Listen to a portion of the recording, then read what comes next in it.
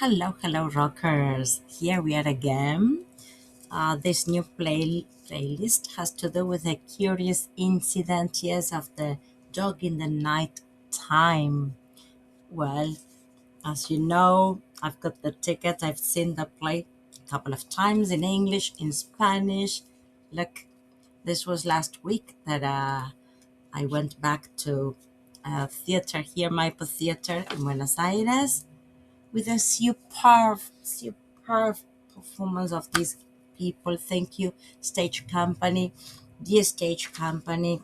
We love you because this has been great once again. Okay, this is 2026. They have already put it on stage in 2019 and it was a success. They won a lot of awards. This is in Spanish, as I mentioned before, but I've seen it also in English in on Broadway Avenue thanks to a colleague of mine who recommended it to me. And the funny part is that I had the book at home and I was like, kind of, I cannot read it. I cannot read it. It was quite a mathematics and a lot of things in between. And so I said, okay, after watching the play, I could go back to the story and I loved it. Yes, it's very interesting, very good. And not to mention how they have put it on stage. Amazing. Um, what I've done here, this has to do with the hero's journey. Okay, once again, we are trying to combine this theory, this set of narration, okay? And look at this, we've got this, okay?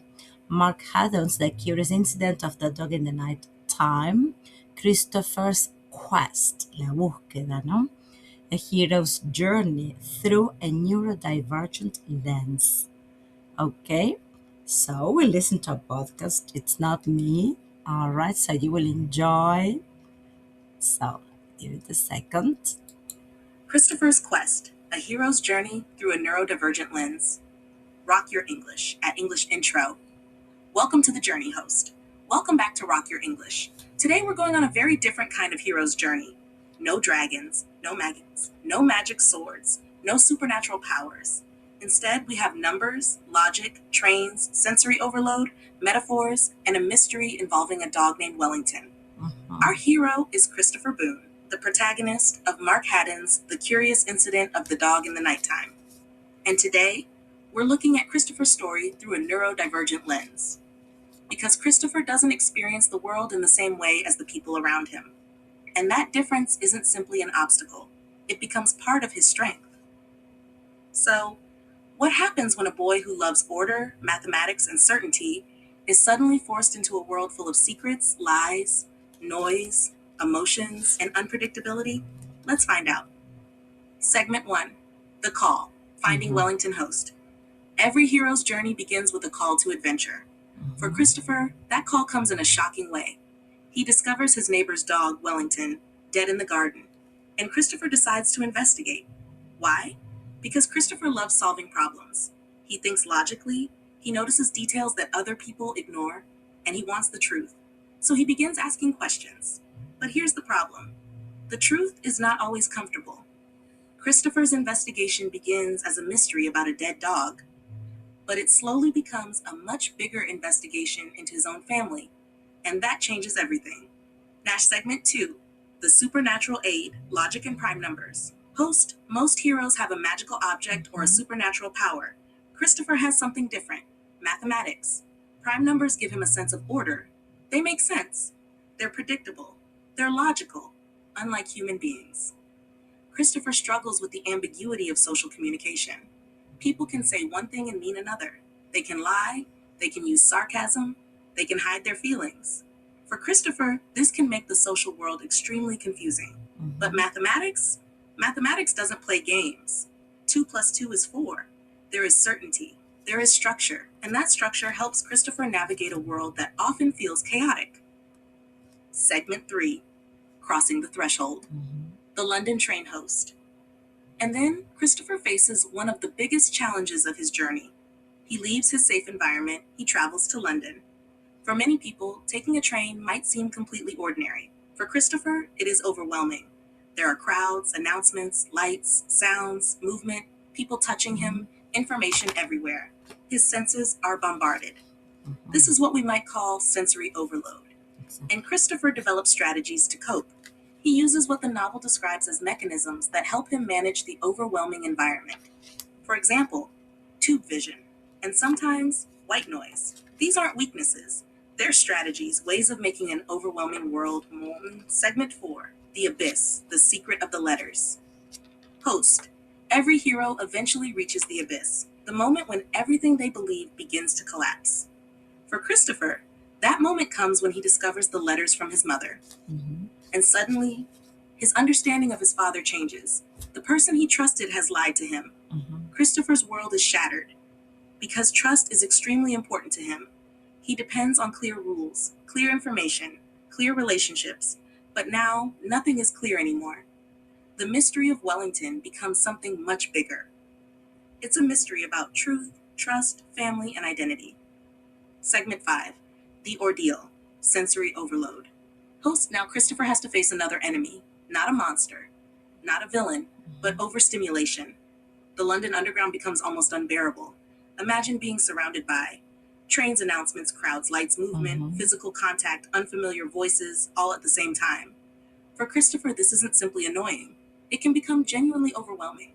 And this is an important part of understanding his journey. Instead of asking, why doesn't Christopher behave like everyone else? We can ask, what is Christopher experiencing right now? That small change in perspective completely transforms the story. Segment 6, The Hero's Obstacles. Host. Christopher faces several obstacles throughout his journey. Let's look at 3 important ones. Physical touch. Christopher dislikes unexpected physical contact. Touch can become overwhelming. So when people touch him without warning, his reaction can be intense. The color yellow.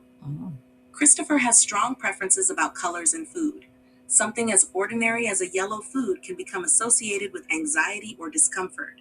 What seems insignificant to another person can have enormous meaning for Christopher. Metaphors. And then we have language. Christopher prefers literal meaning. So expressions like, he's got a heart of stone, or it's raining cats and dogs, can be confusing. Christopher asks us to think about language itself. Because, do we always mean exactly what we say? And what happens when we don't? But here's where Christopher's journey becomes truly powerful. Christopher doesn't suddenly become someone else. He doesn't overcome his neurodivergence. Instead, he discovers what he is capable of. He investigates a mystery. He travels alone. He navigates London. He faces fear. He discovers painful truths. And he keeps going. That's transformation. Not becoming a different person, but discovering your own abilities.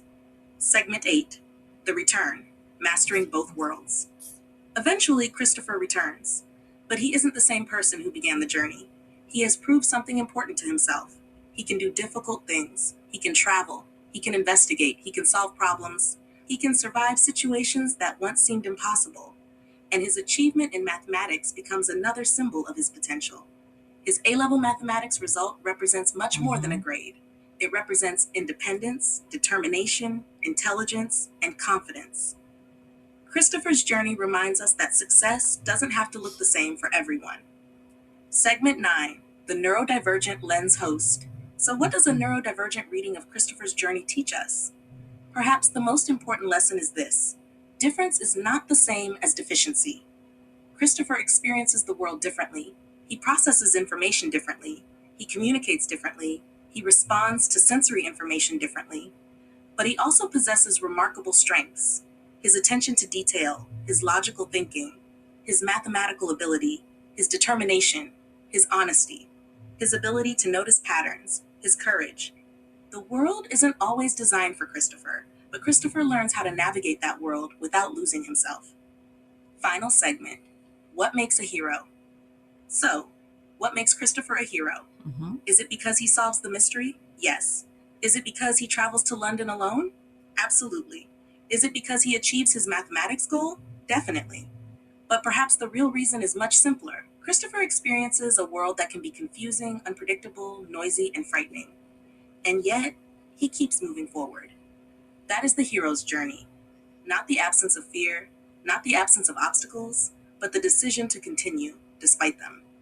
Christopher's story challenges us to look beyond behavior and try to understand experience, to replace judgment with curiosity, and perhaps most importantly, to recognize that there are many different ways of being intelligent, brave, and successful. And that's Christopher's Quest, a mystery that begins with a dead dog and becomes a journey of truth, independence, identity, and self discovery. So the next time you meet someone who sees the world differently, don't immediately ask, what's wrong with them? Ask, what does the world look like from their perspective? Because sometimes changing the lens changes the whole story. This has been Rock Your English. Keep exploring, keep questioning, keep learning, and remember, every great journey begins with a single step. Rock Your English at English Zone Rocks. Well, there we are. Okay. How was it? Oh, I love this perspective. I love understanding the story through this set of ideas. And I'm fascinated with it. Okay. I would love to go back and see it again. I need to be there. I would love to even to perform. I wanted to be on stage because I knew part of the dialogue. It's such a nice. I need another ticket to go. So well, I hope you enjoyed it. I hope you learn and practice and activate your English. That's the important thing here to understand all this. And well, here we are. Okay. The playlist will continue. Yes, we have to work on the plot structure, the characters, yes, the settings, obviously, the literary devices, and but well, this has been great. I'm very proud of it. Okay, so this has just been something interesting to share. Okay, so you can leave us a comment if you've seen the movie, if you sorry, not the movie, if you've seen the play, La Obra de Teatro, or if you read the book. We invite you to leave us a comment. Okay, well, thank you for being there, and remember, stay hungry, stay curious, stay tuned, okay, and rock your English. And I love this phrase, every great journey begins with a single step. Okay, keep on rocking it. Bye.